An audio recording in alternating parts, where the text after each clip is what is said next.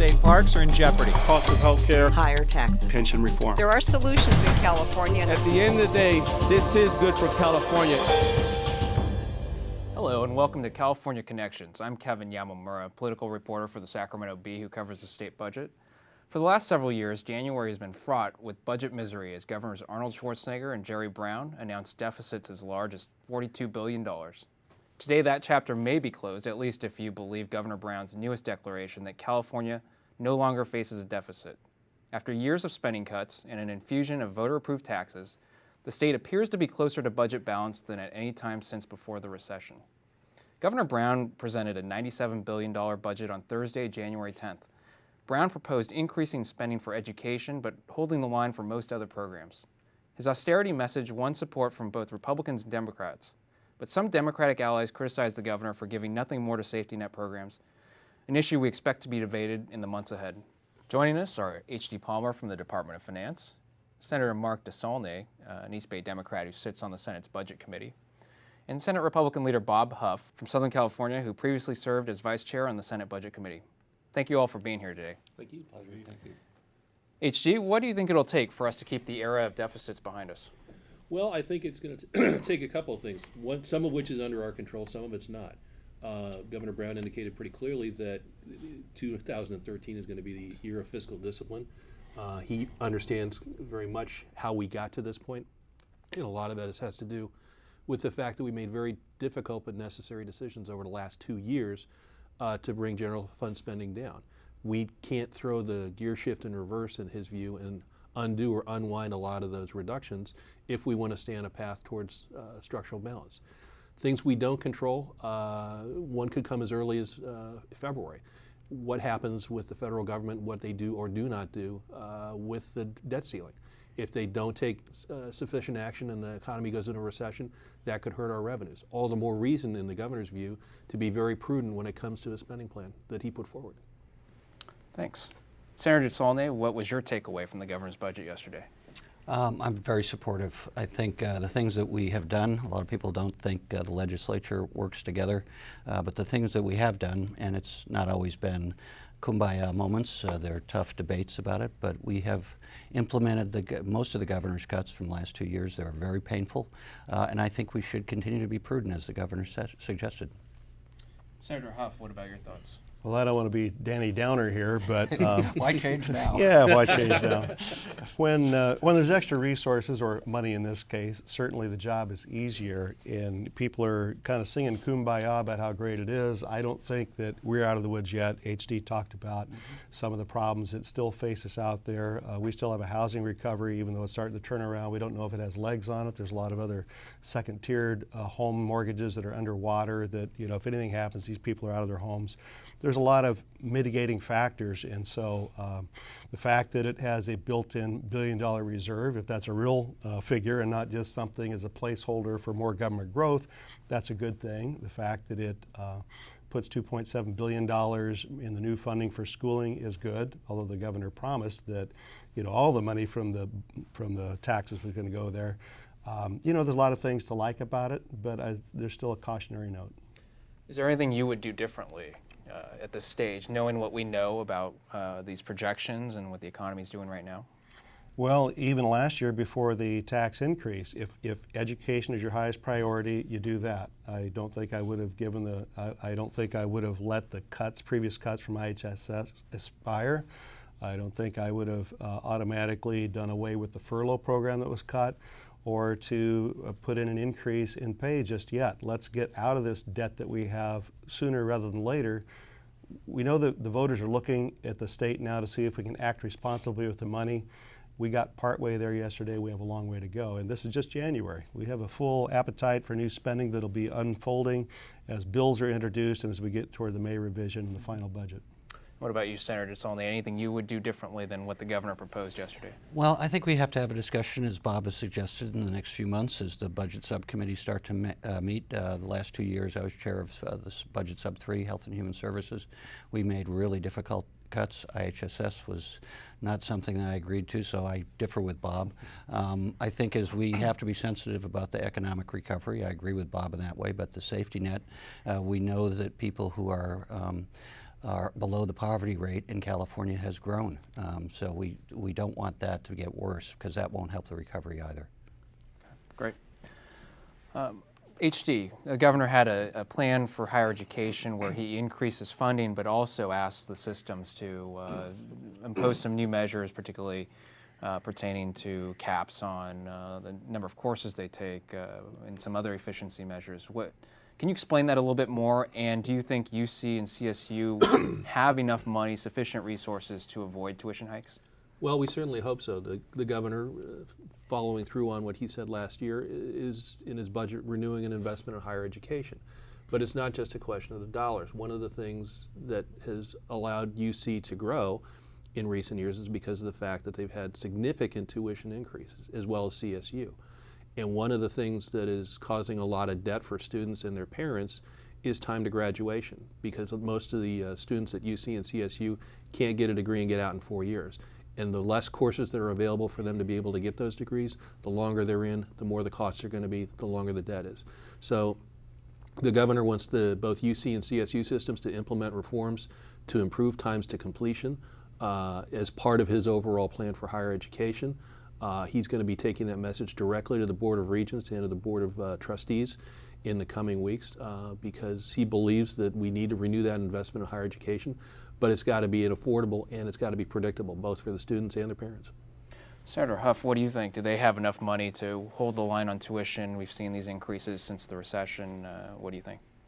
I think there's enough money in there. There's a lot of pressure. We have a world-class university system. We certainly don't want to compromise on that. And yet we have some very generous pensions and other things over there. I mean, there's always room to improve. And as HD talked about, even efficiency within the system, so people have a clear path of how they get to where they want to go with a degree.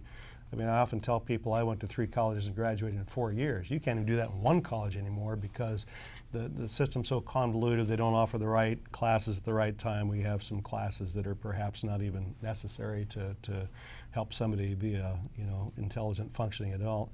But clearly, if we can make that pathway shorter, if we can get articulation between the different educational systems, we can help keep the cost down. How about you, Senator? Well, all the economists have told us the 2 things we could do to help the economy in California is take care of our own fiscal house, which I believe we're doing and the governor's doing, and the other thing is invest in education. We're told that we're moving to a knowledge-based economy, that the jobs of the future require a knowledgeable workforce. You've got the best education system historically in the world, public education system, so we have to reinvest in that if we're going to stay competitive globally. Thanks.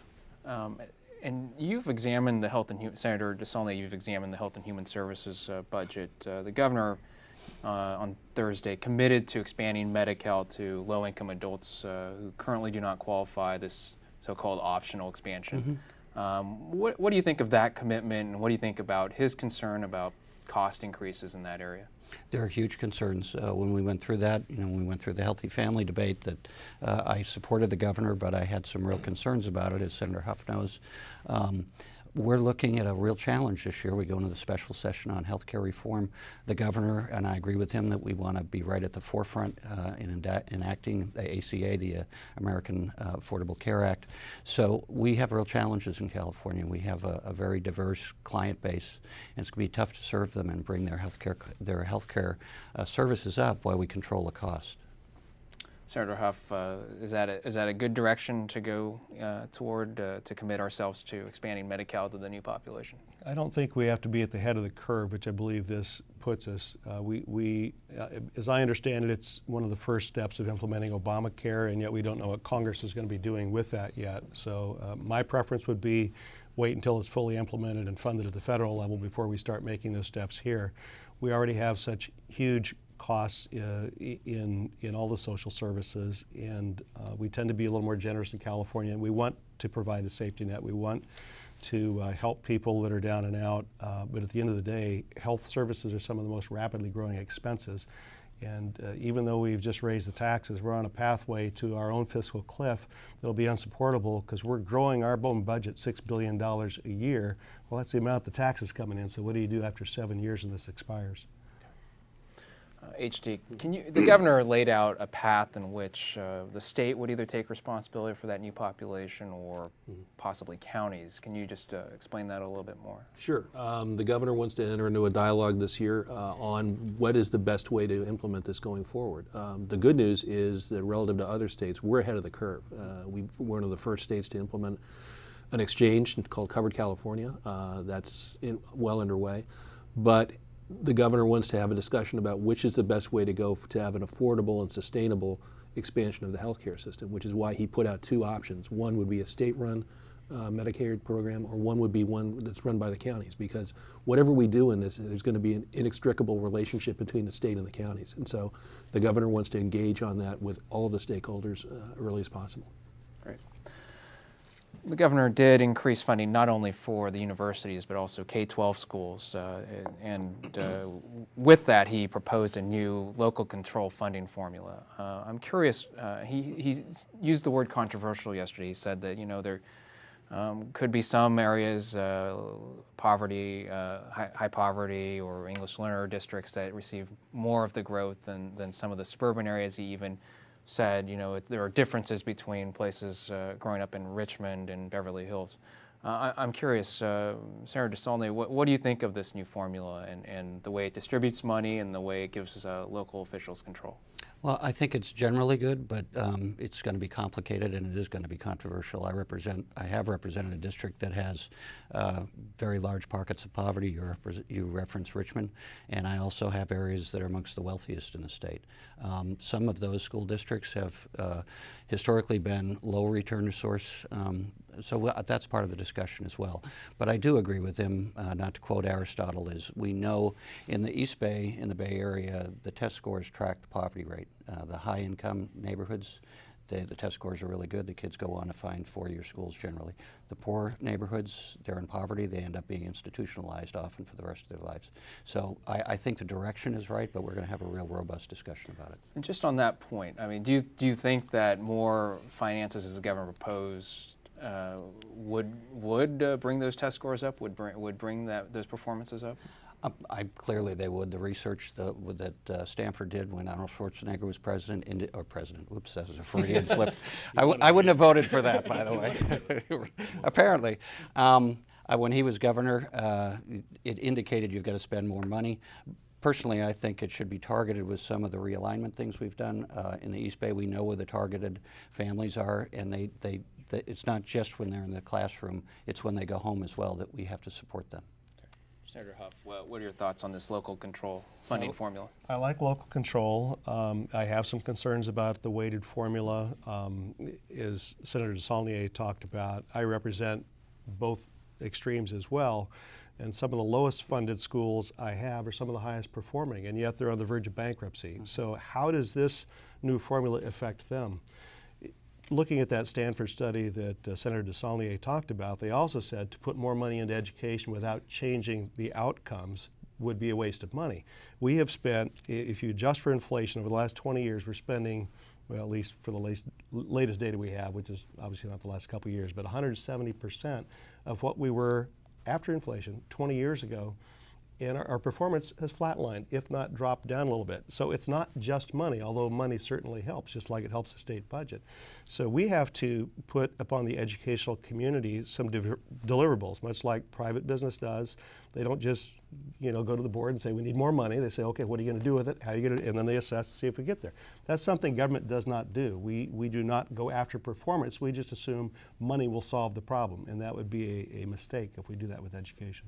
Kevin, I think it's really important. In the 60s, I believe, Congress did something called the Jenkins Report that said that 60% of the outcomes for students were because of socioeconomic impacts. So we have to look at the child their whole lifetime. When they're at home, the social model's changed. And I think that kind of investment, I hope, is where the governor's going. Sorry, I go just ahead, have Senator. one last thing here. My first year in the Assembly, I've always been on the Education Watch out, Committee. you've lost control. Yeah, I know. Well, he's sort of happy about that. My first year in the Assembly, we were looking at an educational hearing regarding high poverty, low performance, and it's almost a one-to-one correlation. And yet, so the conclusion we were supposed to be coming to is we need more money. There was one pixel that stood out. It was high poverty, high performance, and I said, this is very informative. I'd like to know more about that pixel. How do they defy the odds? And I got a call the next day from one of these guys that actually pays attention to what's going on in the legislature, and he's in one of these think tanks. He says, you want to know about that pixel? And so he sent me some data that showed that you had leadership, a principal that said, you know what, we will not take failure. And she was allowed to build a team that shared her vision, and she was able to turn it around. So it didn't take more money, it took vision. And the real question is, how do you replicate that kind of performance, that kind of passion, that kind of results, and put it in the whole system? Well, you can't, but you can certainly do more of that. Even if we made it easier to get rid of poor performing teachers, we would raise scores dramatically if we just took care of the lowest 10% of non-performing teachers. Most of them are doing a great job. Some of them are not. It drags down the whole system. Okay. HD, do you want to add anything on this formula that the governor's come out with? Yeah, I would. There are about 6.2 million students in the K through 12 system today. 3.3 million of them, more than half, are either English language learners or coming from a low economic background, as defined as being eligible for a free or reduced price meal at school. And as we've said here at this table, the research has indicated that these are the students who have the greatest challenges coming in to learn. And so what the governor is proposing with this formula is that as all of the school districts grow in funding over the years, we target a portion of that growth for these students because we want to give them the greatest opportunities to succeed. And so we're going to enter into a good discussion on this year. We're going to have the language out. We will show our projections on what the districts are going to look like under this formula. And it's important to note this isn't going to be something that we're going to do in a year. We're talking about implementing this over a 7-year period. So it's not going to be immediate. It's not going to be disruptive. We want to get all of the input from members of the legislature and the education community, educators, to help us flesh this out, because the governor believes that this is the right way to go. And for those areas that have not been served, for these kinds of students, we believe this gives them a much greater opportunity to find success in K through 12 schools and go on to have a productive life. Just on his proposal in education, particularly K-12, he has said or proposed that there would be more money for K-3 and hopefully, I guess he says, for class size reduction. Do you think that families watching this, they'll see in their schools that the class sizes will actually shrink as a result of this additional money coming into the budget? That school districts may opt to do that. One of the things that the governor has talked about in terms of the accountability is to give local school officials greater authority over setting their budgets. The terminology that's used here is so-called categorical programs, where Sacramento tells school districts, you can have this pot of money, but you can only spend it for this particular program or this particular aspect of education. And over the years, that's kind of built up, and where you've got dozens and dozens and dozens of these Sacramento-driven formulas. So what the governor has done is to say, let's break down the silos, let's break down these walls, let this money be prioritized by local school districts about what the greatest needs are for their students, because it's going to vary from a rural district to an urban district, and they should have the greater authority and accountability to be able to set those priorities at the local level. Senator Huff, what kinds of, as we see more money being devoted to education as projected by the governor, I mean, what kinds of ways would you like to see that money spent at the schools? I would like to see us reward high-performing teachers with more compensation. It's difficult to attract great teachers. It's, they're not going to retire poor, but there's a lot of competition for good teachers. I'd like to see an investment in technology and that we stay up. Technology is very expensive to keep up on, but that's the world these guys live in at home, the ones that can afford it. And I think that helps build that gap between the poorer areas and the more affluent. I've been in charter schools where they'll get nonprofits to donate technology. That's one way they overcome, not having the funding necessary to do it. But certainly it's a technology world that they will work in someday, and we need to do a better job of equipping them at the schools. And how about Senator DeSaulnier? What would you Well, like to see? I think first on the categoricals, we know from the experience in New York State that both politically and the results, they had to do this, I think, about 5 years ago, where they cut something like 25–30% of it. But each one of those groups have their own constituencies that we're going to hear from, and that'll be the tough political process. For me, I think I would agree with Bob. I think accountability, helping all of the teachers, and I agree with Bob in the sense when you get a bad teacher, there's nothing worse. That's a calling, that's a responsibility. But I also think on early development, you mentioned K through 3. I mean, everything we know from the research and everything we know because the social model has changed, as I often mention, with 2-income families, young kids need to have a lot of support as they get developed, and we know the rest of the industrial world is doing that. They're investing in early child development. Let's switch gears to another announcement the governor made in the same week as he released his budget, which is on prisons. He asked federal judges to lift the cap on the state's prison population. Senator DeSaulnier, do you think that's a good idea, the approach he's taken? I think it's a responsible approach. I chaired the budget subcommittee the first 2 years I was in the Senate that had corrections in it. We were going through a lot of things at that time. We had 23 lawsuits. I think both this administration in particular is focused on eliminating the litigation. We've done some remarkable things. The governor's done some remarkable things in realignment and changing. We've got a lot of challenges in that field, but in general, we've made some real good steps in the correction systems. Senator Huff? I agree with the governor in that. I always thought it was arbitrary what the judges did in the first place. In fact, one of the receivers said when we questioned him how he's going to pay for this grand scheme that he had, he said, well, I'll back my truck up to the Treasury if I have to. And certainly that's how they implemented it. There was no cost. When we were struggling throughout every line item of the budget, and it seemed like prisons were, there was no end in sight, and that definitely has to change. I think that the care that they get, they do have a constitutional level of care, but they're getting Cadillac care that our average citizens don't get.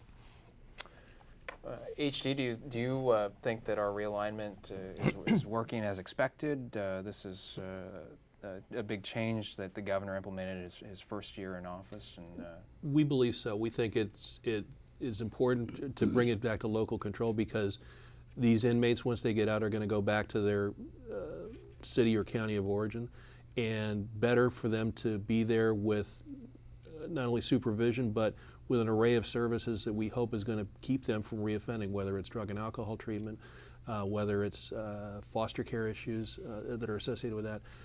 But it has dropped the prison population dramatically. The alternative to agreeing with the court order would have been to let a lot of people out who shouldn't be let out, and the governor didn't think that was a smart thing to do.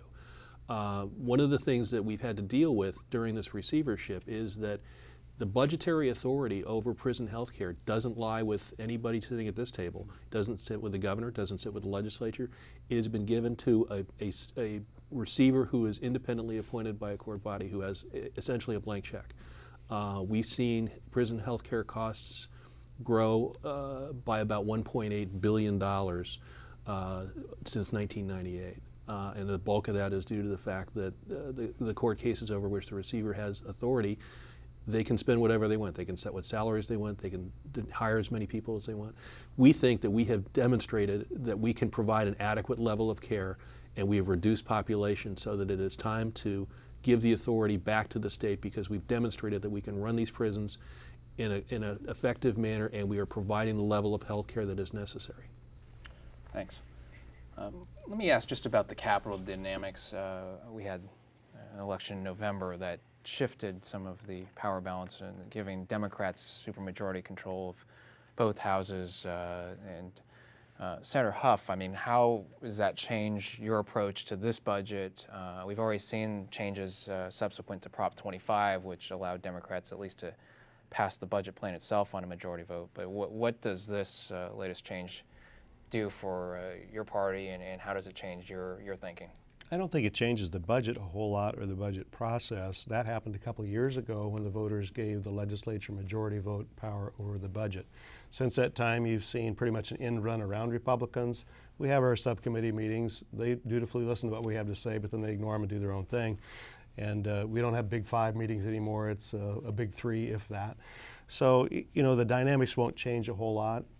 Each of us still represents 931,000 people back in our district, and they like us. And there's no monopoly or supermajority of good ideas. So, you know, some of our guys put out the idea we ought to freeze tuition while these taxes are in effect. And the governor said he suggested, I think was more the way it was characterized by him, but for 4 years, it's not 7, but, you know, those ideas are good ideas, and they're not Democrat or Republican. They're just people that are thinking and trying to represent their people.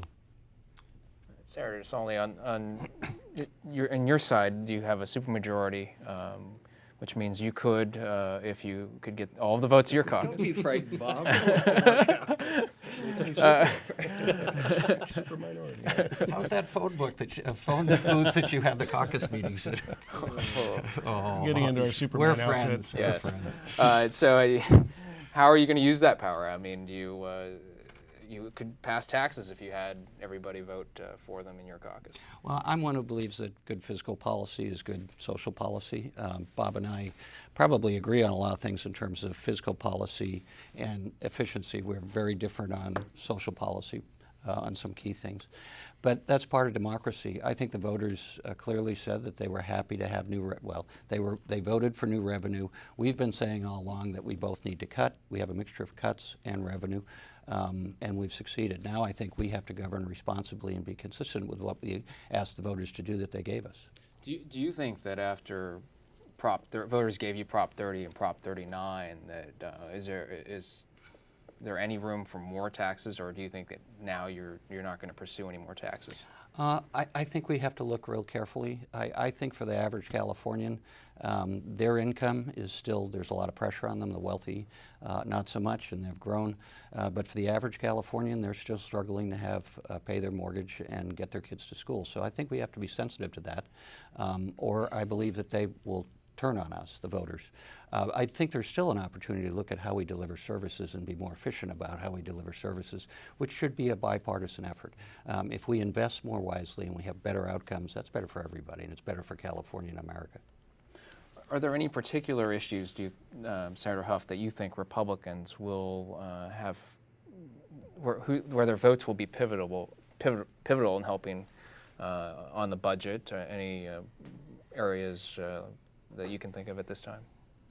Not on the budget per se. I think we can certainly be a sounding board, and we can continue to advocate what we believe is good fiscal policy that probably doesn't have too many voices advocating that in the Capitol. So that can be our role, to provide at least a counterpoint so that we don't all get this groupthink that sometimes happens at the Capitol. And HD, do you have any thoughts on how the governor will approach the coming spring and the new dynamics in the Capitol? Well, first of all, blissfully political dynamics are outside of my portfolio at the Department of Finance. That said, I mean, the governor will welcome constructive input and ideas from all members of the legislature, regardless of their political party.